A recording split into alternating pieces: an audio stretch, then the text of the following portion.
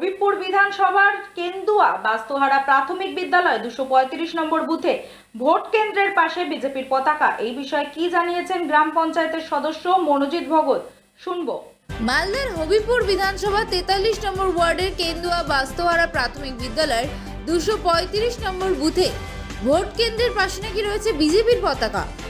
নির্বাচন কমিশনে অভিযোগ জানিয়েও কোনো লাভ হয়নি বলে অভিযোগ। তৃণমূল কংগ্রেসের তরফে গ্রাম পঞ্চায়েতের সদস্য মনোজিৎ ভগত বলেন, অভিযোগ করা হয়েছে নির্বাচন কমিশনারের কাছে, কিন্তু তাদের তরফে কোনো ব্যবস্থা নেওয়া হয়নি।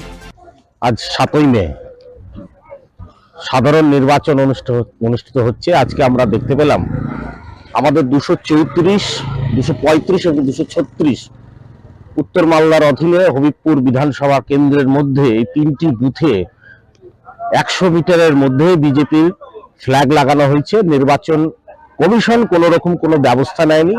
আমরা ইতিপূর্বে অভিযোগ জানিয়েছি, কিন্তু আজকে সকালে ভোট গ্রহণ চলছে, এখনো চলছে, তাদের ফ্ল্যাগ বহাল তবিয়তে এখনো টাঙানো আছে। আমাদের নির্বাচন কমিশনের যে ভূমিকা, সে ভূমিকা নিয়ে এখন প্রশ্ন যাচ্ছে সাধারণ মানুষ থেকে আমাদের সকলের মধ্যে, যে তারা কি আদৌ নিরপেক্ষ, নাকি বিশেষ রাজনৈতিক দল বিজেপিকে মদত দেওয়ার জন্য তারা এই নির্বাচনের একটা অংশ হিসেবে তারা কাজ করছে।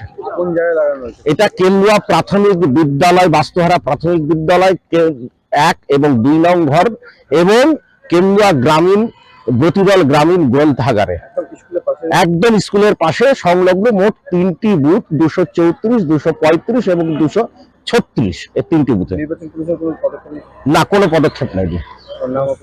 আমার নাম মনোজিৎ ভগত, এলাকার গ্রাম পঞ্চায়েত সদস্য।